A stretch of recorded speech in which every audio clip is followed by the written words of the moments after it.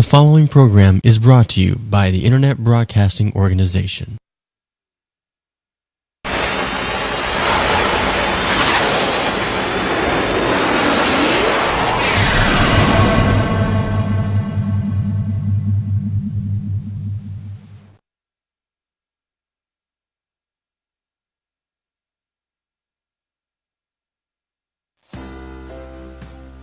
Welcome to the Unfinished Work Week, a show for those working 55, 60, or 65 hours a week.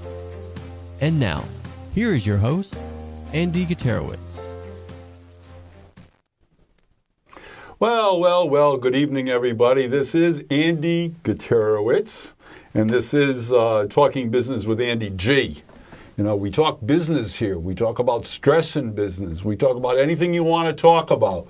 We talk about bosses that are on your back and they shouldn't be on your back. Anything that causes you stress, because stress takes away from your lifetime and your family. And we don't want to have that happen to you. As you can see, we're still in New York. New York is so great, I'll tell you what. For those of you in Tampa that have never been to New York City, you have to go to New York City. There is no other place in the world like New York City. Believe me, there isn't. Just like there's no other place in the world like Las Vegas.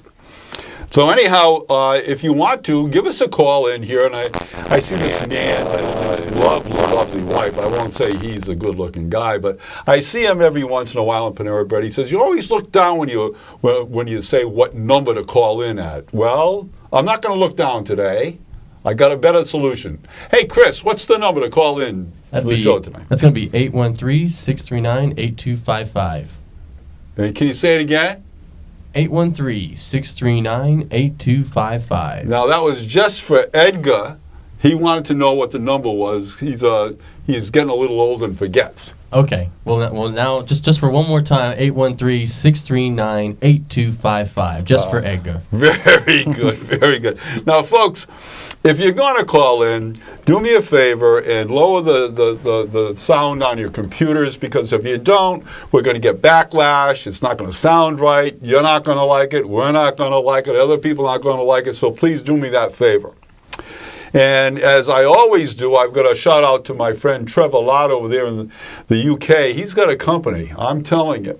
You got to go to the website, www.world-markets.biz. If you have a company and you have a website, and if you're not showing up on page one, 91% of the people don't go by page one on a search, by the way. So if you're not on page one, why do you have a website? Nobody's looking at it. So if you want to get on page one, Trevor can get you there. But in order to do that, you got to call me. And my number is 609-410-9291.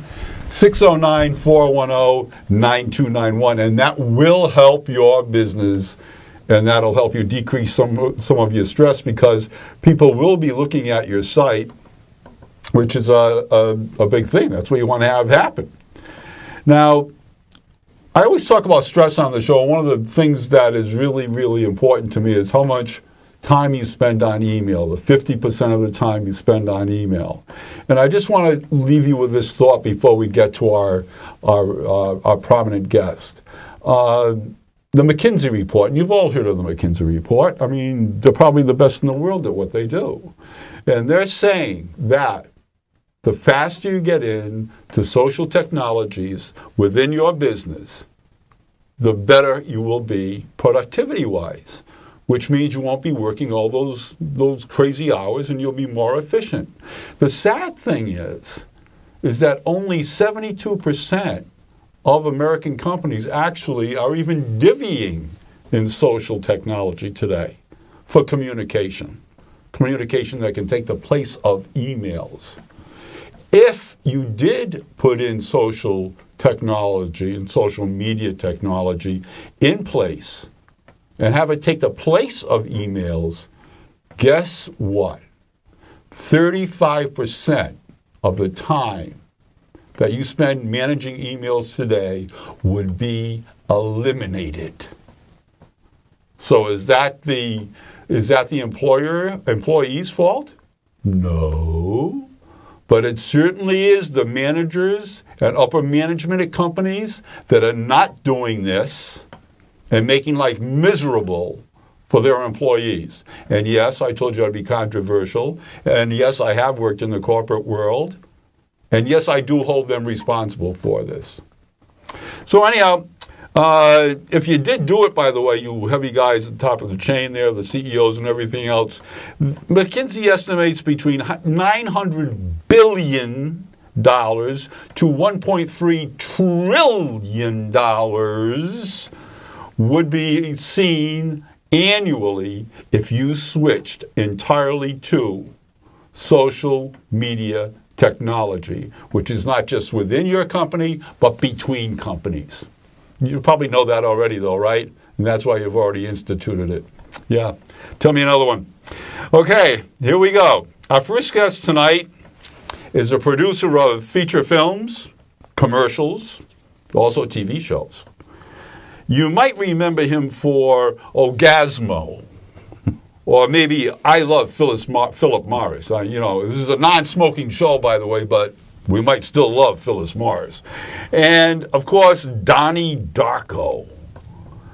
Please welcome Robert Rob Stennett III. And how are you doing tonight, Rob? It's good to see you. Thank you for having me, Andy. And, yes, I've done some movies. I definitely was not in those movies. I was an active participant helping with the movies. What were you actually doing? It depends. Orgasmo, I think I was a grip. What do you mean a grip? Maybe even get a grip? What do you mean? What do you mean I think I was actually even the best boy grip. Essentially meant that I was basically ordering all the equipment. I was the guy on set that's setting up everything and that kind of thing. Okay, and then that's cool. Donnie Darko was in post-production, and I worked as basically kind of anything and everything, kind of the go-to guy who was in the editing room and at the same time with all the spokes in the wheel during that time. It was an awesome experience, and I got to watch Rich Kelly grow into the director he is today. Wow. Which was pretty special. That is really cool. So how did you become a producer? I started when I was 22 years old. When I first got out of college, I sold my car. I bought a pickup truck, and I jumped into making a short film with the promise of distribution, which, of course, later it's definitely a laughable thing now. Even though I think short films now can be distributed, but this was 25 years ago, so back then, yeah, not so much. Not so much. But that led to my first feature film, which was called West from North Goes South. We have a lot of different pet names for that project. It was what are some of the pet names for the? We ended up calling it West from North Goes Nowhere as one of them. But it was a great experience, and there really was some wonderful friendships formed during that time. And but we had like LaWanda Page and Phyllis Diller was in it. Really? Morris Day from the Time. Was this done in L.A.? This was done in Mobile, Alabama. In Mobile, Alabama. So lower Alabama. Alabama. L.A. Right. Oops. Yeah. Can't But it was so yes, technically it was done in L.A. But and LaWanda was down there in Mobile, Alabama. LaWanda was down there, and actually LaWanda had a fish, or actually a shellfish allergy, and we ended up having to take her to the hospital and shut down production. It was scary because oh my goodness, she was a wonderful the throats woman. Close up. But we have an allergy. So then after that, I ended up going to L.A. and Los Angeles, and going to try to produce out there, and essentially, most importantly, get on set. And I worked on a lot of films, and I got to the point where I started putting my crew together, and started producing movie. Or I think the first one I produced and directed feature-wise was in 1999. What was that? And that was a film called Glam. Yes. And which will never be seen You're smiling anywhere. about this, but It was a lot of fun. It was one Yeah. of my best friends was the investor, and it was technically his film school as well as my directorial debut, and it was a fun combination. Let's put it that way. It was definitely not an artistic trophy by any means, but we did have fun shooting it. hey, Chris, Yes. did you know that our friend over here, Rob, knows Woody Harrelson? Yes. He's told me. Do you know that Woody Harrelson runs away from him when he sees him? I can't say I blame him, to be honest with you. What? It truly is understandable. Why does he run away from you, Rob? Well, now when I was 24, Yes. I think, maybe somewhere 2 in years there. ago. Yeah, a couple of years. I had actually written a script with a partner of mine, and this is a part of the story I left out with you, but it's a very fun part of the story, and this is why he absolutely reacted the way he did. So we went to the same college together, and at that time he had come back to school, and now was a name, and he came back with his agent and all this, and I had talked to him socially, and the reality is I had a script I wanted to give him, and we printed it up, and it was called Fountain Red. It was this vampire script, and we printed it up in red paper. I know he threw it in the garbage afterwards. Probably, in fact, I would hope he did. But I remember chasing him down in the middle of the quad, and it was almost in slow motion. But you live and you learn, and I think the next time I give Woody a script, it's definitely going to be something a lot more substantial than one of my first goes at it. Let's put it that way. Goodness gracious. I think that's great. You know, life in L.A. must have been really something for you, huh? Very fast moving, a lot of money. No? A lot of money, fast moving. It was great, and it was, when you want to be in the film or television world, you go to LA or New York, but if you're definitely into feature films, you go to LA. And it was an interesting time for feature films when I got there. We still had B-rate movies. Michael Madsen was in everything, and if he wasn't, Dennis Hopper was. Dennis Hopper, yeah. And then M. Emmett Walsh is in everything anyways. But it was an interesting time because during that process, we would work on $1 to $3 million films, and that was kind of the standard. And worked on, did every job on set at some point or another. And then I eventually got into more of location work. Yes. And that's where I found it was very similar to producing because you're essentially producing the entire location. And at the same time, it's a big responsibility. I mean, you screw up with a location, you've got 150 people who show up to that location at 6 o'clock in the morning. If it's not ready to go, heads are going to roll. And first thing is who's the location manager? Exactly, yeah. I very much enjoy that. So during that time period, the B-rate movies ended up going away because of a writer's strike and a SAG strike, and reality TV came in. And that was a riot, but at the same time, it was, oh my gosh, what is happening to our film industry? Because you would see these DPs out just toting the cameras and running around on, these crazy little reality teams. Yeah. And it was fun. It was interesting. It was different. And we didn't think that it was going to last. We thought that the movie business It's going to come back like, who moved my cheese? If I keep on doing this, it's going to come back. But never did. Never did. Now when the cheese is moved, it's gone. A lot of those reality people, So are what now brought you to stars. Tampa? What from L.A. to Tampa? It's such a big difference. I mean, what brought you to Tampa? Once I went union in locations, I started meeting other people in the union that didn't live in Los Angeles. So I thought, maybe I can live somewhere else. And the bottom line is one night my mother had called and said, I want to see my grandbabies. And I was I had no job at the time. Of course, the phone rang the next day and I'm on a show. But at the time, that night, she said, I'd love to get you guys back to the South and your dad and I would really, we'd love it, and we'd help you move. And the reality of leaving LA, move all the way across country, is a pretty expensive venture. So we considered it strongly, and I came here kicking and screaming, but at the end of the day, the most important thing to me was I wanted to be near my parents as they get older, make sure that my kids get to know them, as well as them to get to know my kids, and then kind of go from there. Yeah, it was really about the family more than anything. So actually, you just picked up and left. You had no job here when you got here? No. None. So tell me what, because I know you a little bit, and I know that you're a very, a man of his word, and he wants to provide for his family and everything else. What type of work? Did you get the same type of work here as you had out there? I got exactly what I got out there. Get out, did you really? Basically, I was in the union, although this didn't have anything to do with being in the union. I also had a reputation as being a solid location assistant or a manager.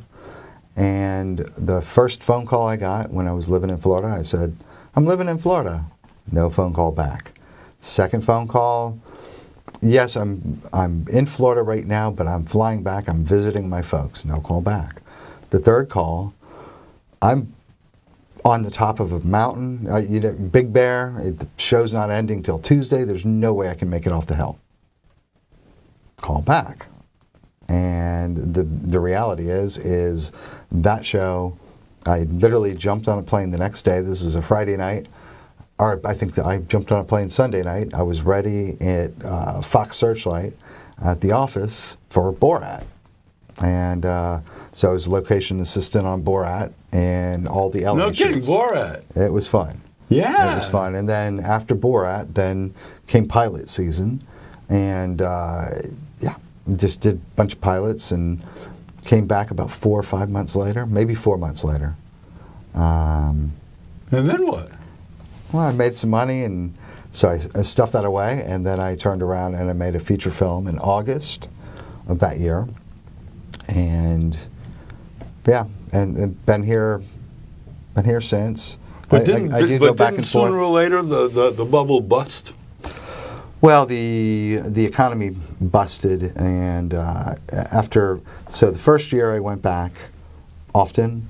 The second year I went back a couple times. The third year there wasn't any opportunity in LA. The economy had just busted. Commercial production had almost ceased to exist. A lot of the feature films that were being produced, that was all on hold. A lot of TV was on hold. A lot of my friends, everybody became out of work. Yeah. And it was a tricky time.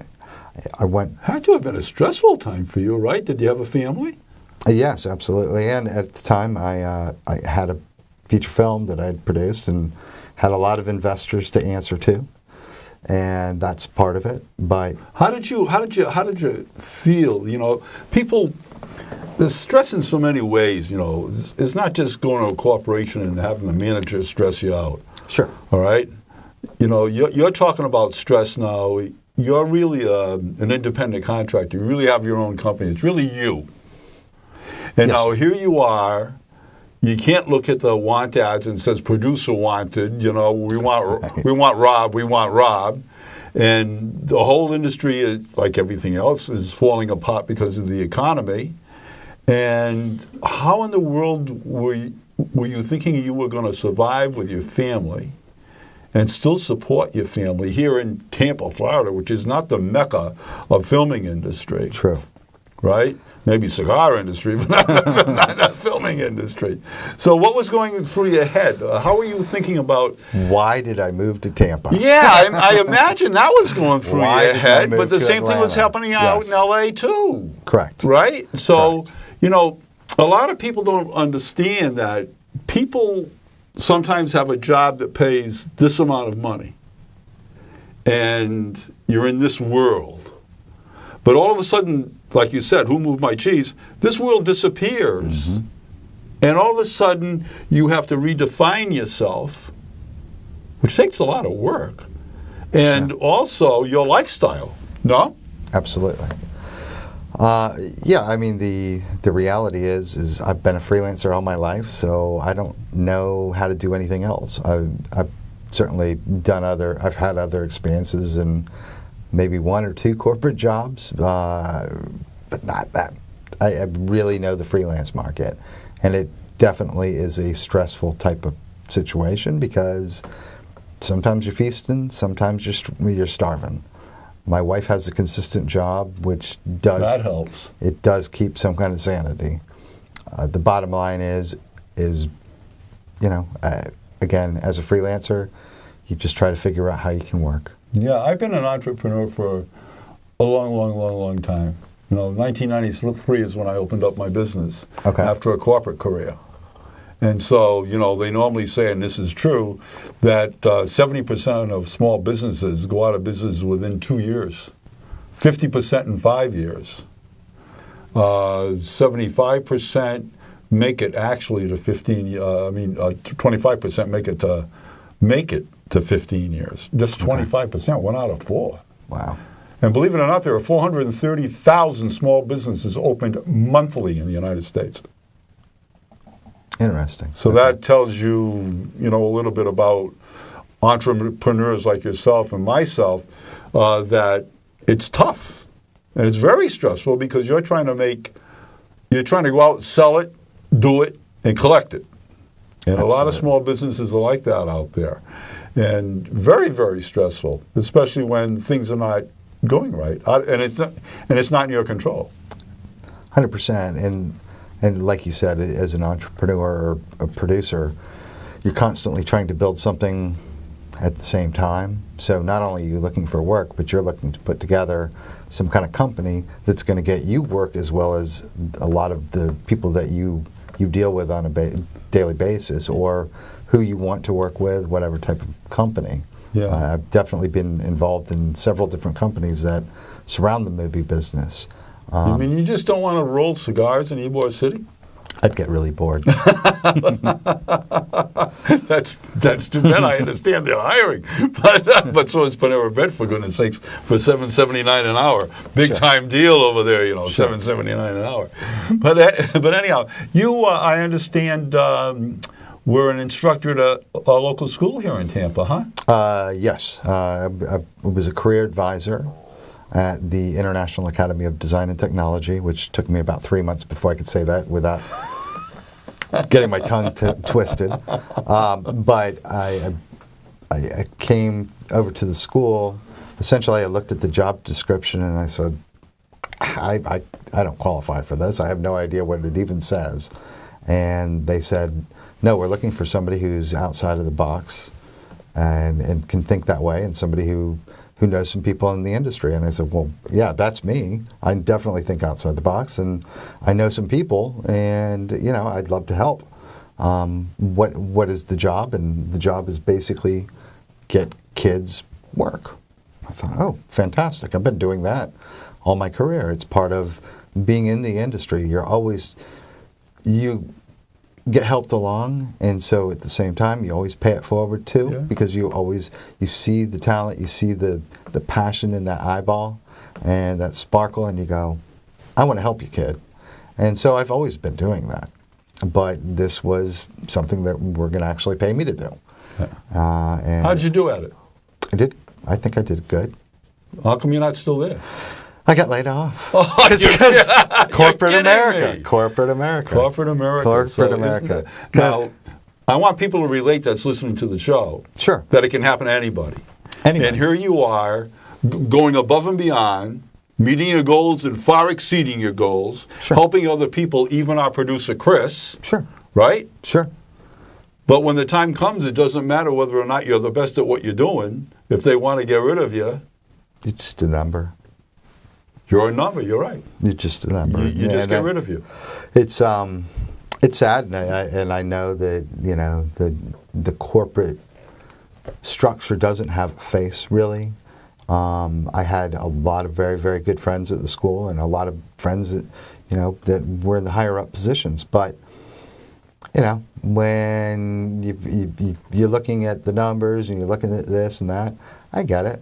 It's corporate America. It's just, I think the reality of how corporate America works today as opposed to how it worked 30 years ago. Yeah. Or when even you got how, a gold watch, you don't get those anymore. you used to get the gold watch and you used to get the pension. Yeah. And that sounds pretty cool to my generation, but that's gone. No, that's, they're not those gonna do days that are for you. those Now, days now are over. today, because we only have a couple of minutes left, Sure. you know, today, you almost didn't make the show. Chris, you almost didn't make the show today. Bad Rob. No, it's not Bad Rob. Bad Rob had a migraine headache due to stress. You shouldn't stress yourself out, Rob. Chris has seen my headaches. You Yes. know, and I've been a and- couple of and- them, too. And what caused the stress of this headache, if I may ask? I'm not sure. Maybe just Did you have a job interview today? I might have. You stressed out about that, maybe a little bit. Maybe a little bit. I think the reality is I want to continue my career in the right direction, and yeah, And God willing, things are going to happen that way, right? that's exactly what I'm thinking. Okay. I want to remind you folks out there, you can get in touch with this guy. He's pretty good, you know? And you can get in touch with Rob at 310-383-3660. Edgar, that number is 310-383-3660. Or if you got an email, and Edgar, you don't know about email.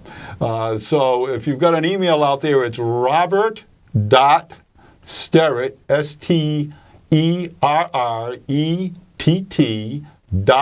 .film@gmail.com.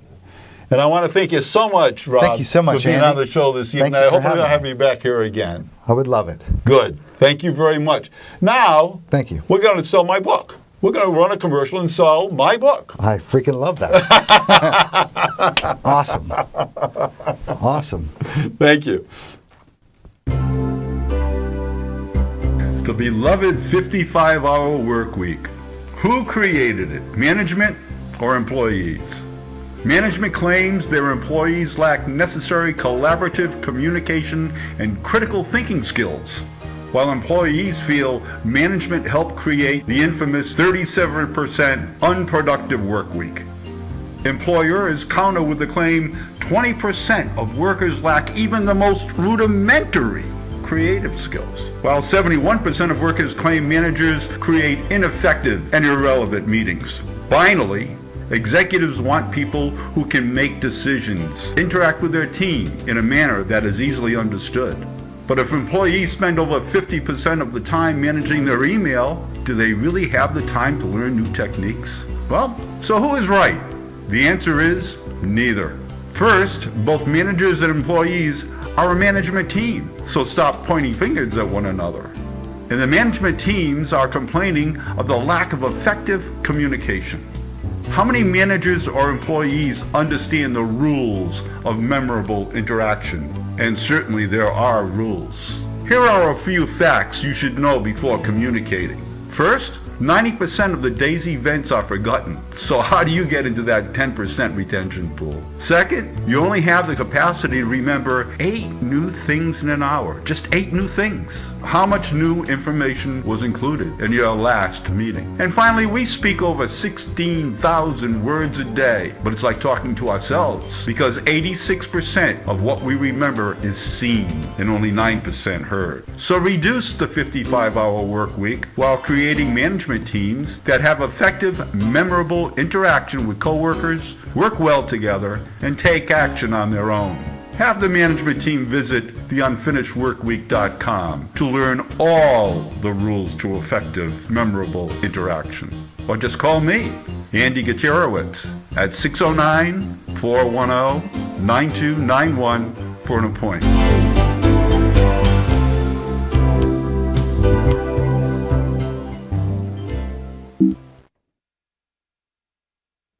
Well, here we are back again. New York City and Tampa. Love it, love it, love it, love it. I want to thank Rob again for being on the show. That was really dynamite of him to share his story with us. And He's not the only one stressed out about this economy and not doing your job over and over and over again like that. And maybe having to change careers, in a matter of fact, just to feed your family and go on living a good life. Anyhow, right now we're going to try to get a hold of my friend Dr. Howard. I don't know if we've got him here yet or not, but as of yet not. So let's go back and talk a little bit more about what I was speaking about before, about this social technology and how it can reduce the management of emails by 35% in a corporation. When we talk about technology, technology is meant to make us more efficient and make us more productive. The sad thing is, as I've said before, is that most of us don't understand technology to the extent that we should. Nor do we have people coming in and giving us programs that will make us understand what we have to understand as far as doing our work more efficiently and more, productivity. And so I impress upon you, please, for you managers out there, please listen. That technology is there for a reason. You can't keep on doing business today as we did 10 years ago, 20 years ago, 30 years ago, 40 years ago. We've got to stop doing that. We've got to take advantage of the technology that makes communication open. That's what the internet is all about. Anyhow, here we go. I think my friend Dr. Howard Stoller is here. Are you there, Doctor? Yes. Hello, Andy. How are you? There's that familiar face. There it is, and that voice. How you doing, Doctor? Fantastic. Good to see you. Great to be back on the show. Oh, thank you so much for coming along. What do you got for us tonight? Well, I'll tell you what. I've really been enjoying the show so far, and having Robert on there was dynamite. Love listening to him. I love the work he does, and he made some very salient points, too, about the corporate world and stress and so forth. And if you're listening, Robert, I hope you're feeling better and you're over your migraine headache. Stress-induced, I might say. Yeah, when I asked him about that, Doctor, and you're into this, I know you're into this, why is it when you get a migraine headache, you're supposed to be in dark places, it affects your eyes, it affects your, adversely affects your eyes, and your head pounds away, I guess. I mean, what do people have to do to relieve themselves of that? Well, as I'm sure you've heard many times before, medicine is not always an exact science. Yes, I understand that very, very well. However, I believe that it has a lot to do with the relaxation response, the relaxation factor, allowing your body to relax, letting the blood flow and the nervous innervation get back into a normal homeostasis, and therefore the darkness, the coolness, these will all bring you down to a lower level and help to reduce the stress. Tell me, how would a person like Rob achieve this state that you're talking about? Well, if he has the time and the resource, perhaps before he leaves the studio, I don't know if he's gone yet. No, he's still here. He could take a few minutes, take a nice cool washcloth, get into a nice dark, quiet area, turn the lights out, put the washcloth over his face, and just relax for a few minutes. Sometimes that works wonders. Tell me, would calming music also help that? Sometimes it would, absolutely. Anything to help calm you can usually only be a plus. So the key here is to calm yourself. Mm-hmm. Right? That's one of the main keys, yes. Yeah, from the agitation that's going on in your mind, right? Exactly. And whatever, it's funny, you asked him, well, it's not that funny, but it's interesting. You asked him if he knew what caused the headache, and he did not really know. So many times the causes of the stress that lead to some specific symptomatology are really not that extant, not that known to us. They remain occult in many cases, which occult only means hidden, of course, in medical terms. And so, Oh, yeah, please, the occult, we think of witches.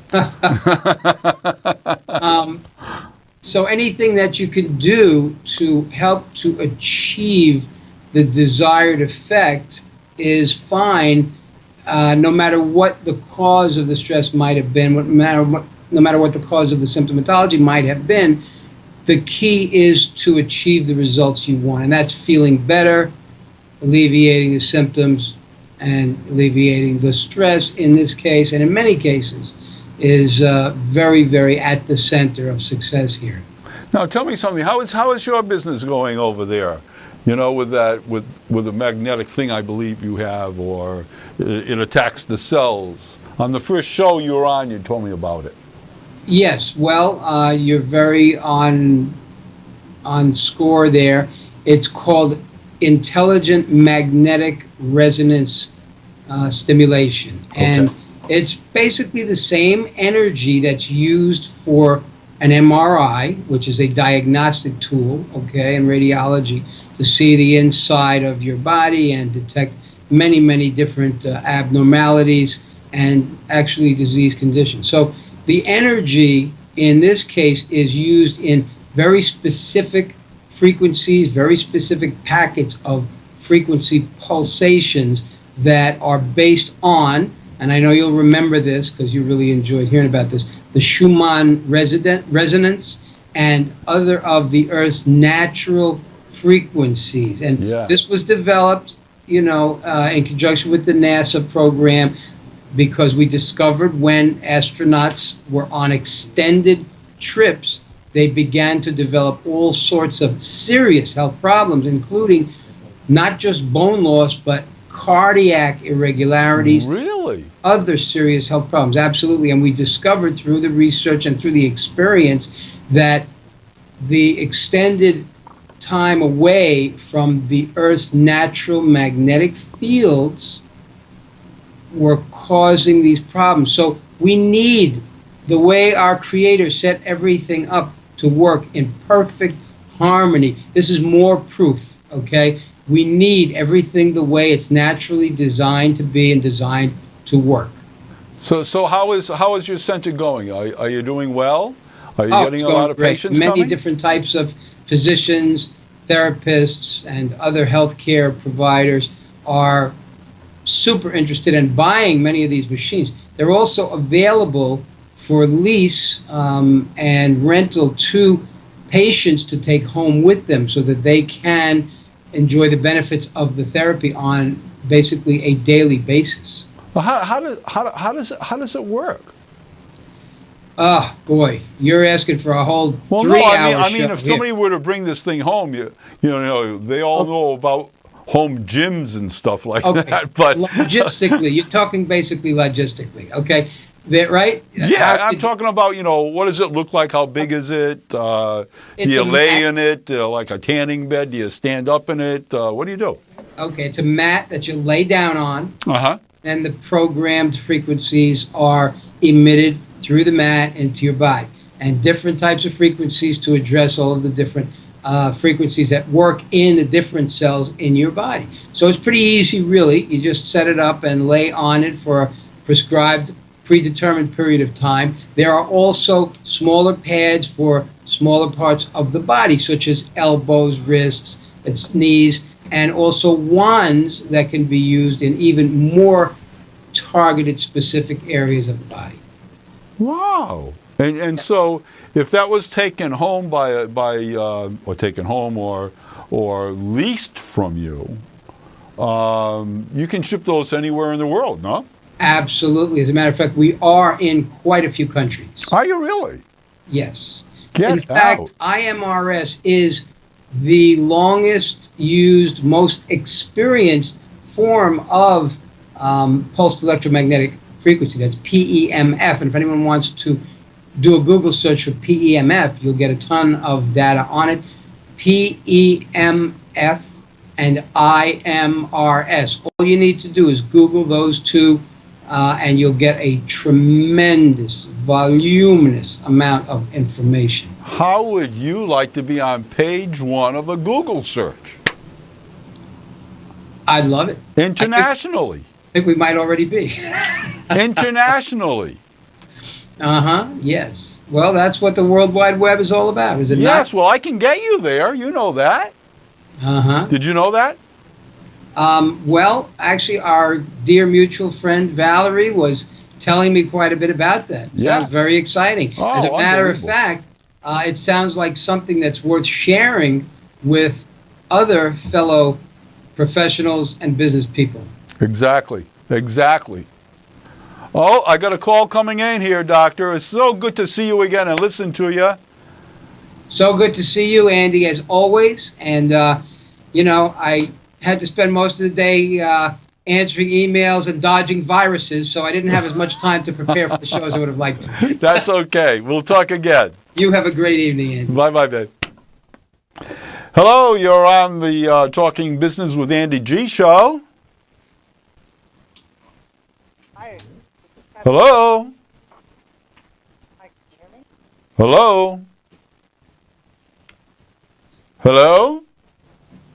Hear me? Hello?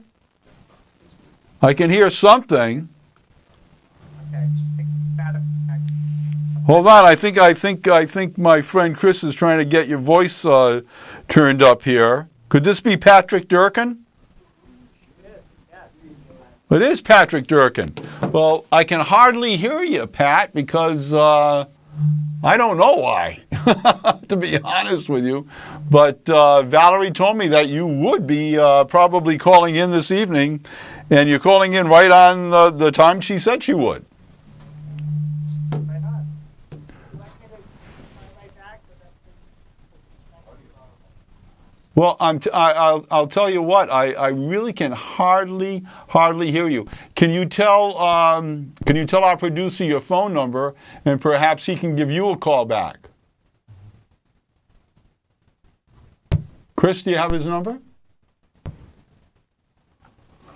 I do have his number. I'll see if I can get him a call back real quick. Okay, good, because we don't have that much time left here. Oh, wait. Are you there, Patrick? No, I think we lost him. All right, I'm going to try and call him right back. Okay, thank you. You know, sometimes it's great technology that we have, folks. Sometimes it works. Sometimes it doesn't. And when you're doing a live show like this is, sometimes it works and sometimes it doesn't, and you got to roll with the punches.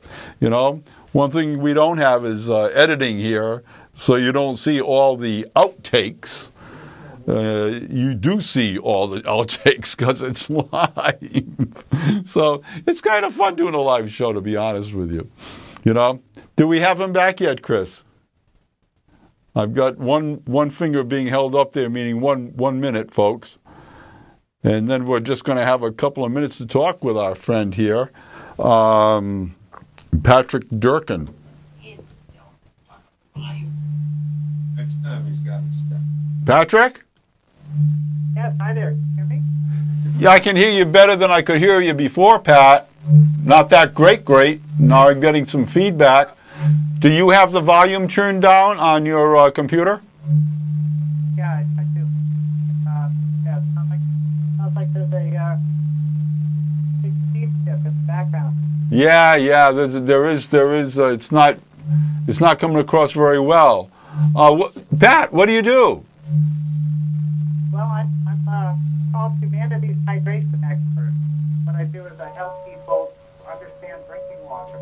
To hydrate them. Oh, that's right. You've got that big water company business, That's right. right? Yeah, we're teaching people about the energy of water, right? So your guest was teaching them about how to use EMF to affect the energy in their body, and we're You teaching should them tell about Andy water. we can't mistake. Yeah. You know what we're going to have to do here, Patrick. You do have a Skype account, do you not? Yeah, of course. Oh, cool. All right. So what I would like to do, if you don't mind, is that next week, let's say at 20 after 8, we're going to Skype you. Okay? And we'll have you up on Skype like we just did with Dr. Howard, but at least people will be able to see you. I think you have another partner in the business with you too, don't you? I do. I have a couple of... Yeah. Yeah, is your wife involved in it? No, it's... My kids are involved in that. I'm always doing hydration experiments with them, but no family in the business. Okay, so cool. So why don't we do this? We're going to get your Skype address, and then next week, this is on a Monday. Remember, next Monday. Today's the 21st, I think, the 28th of April, and we'll have you Skyped in here for 12 minutes. And you can tell us all about your business, how it can help people, how it helps people with, with stress, et cetera, and let people know who you are. Okay, that sounds great. Is that okay? That sounds good. Okay, I'm very, very sorry this thing didn't work out here tonight. That's okay. We'll talk to you next week. Okay, thank you so much, Patrick. All right, bye for now. Bye-bye. Well, folks, I've got a couple, maybe 2 or 3 minutes here. I haven't seen Chris raise up his 3 fingers yet, but I know he's going to in a minute. And anyhow, sometimes I'm so sorry, folks, that the call didn't go through for you, but it's just as embarrassing for me that it didn't go through either, okay? I do want to go back to our whole thing about stress in the corporate area, stress in your lives. I've got a beautiful woman at home, and she's been sick for 2 weeks. And I told her to stay home, stay in bed. Women are women. And don't take it the wrong way, ladies, but, you do what you want to do. So she went on a business trip for a couple of days instead of staying in bed and getting better. And then she headed off to go on a little vacation, which was cut short because she is just coughing like crazy, and finally finds out that she has bronchitis. Now that's because her immune system is down. And the immune system goes down because of what? It goes down because of cortisol. That's why it goes down. It goes down because of stress.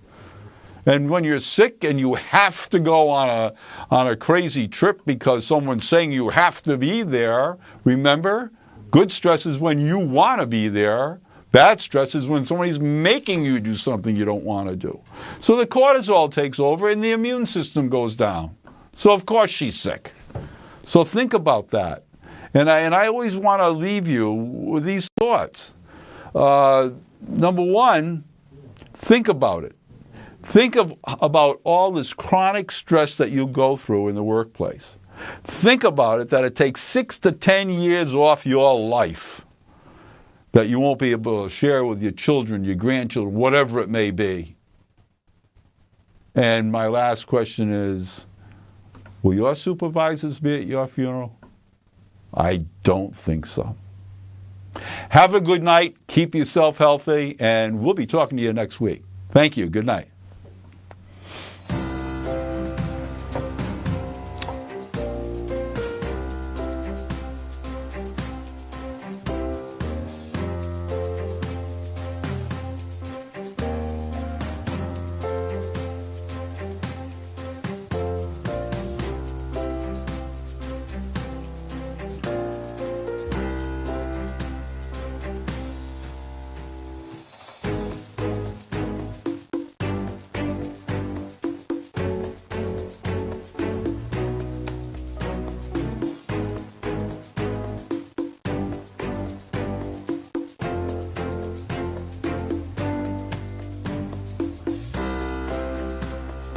Thanks for watching.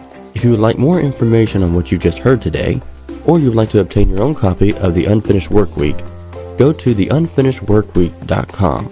That's www.theunfinishedworkweek.com.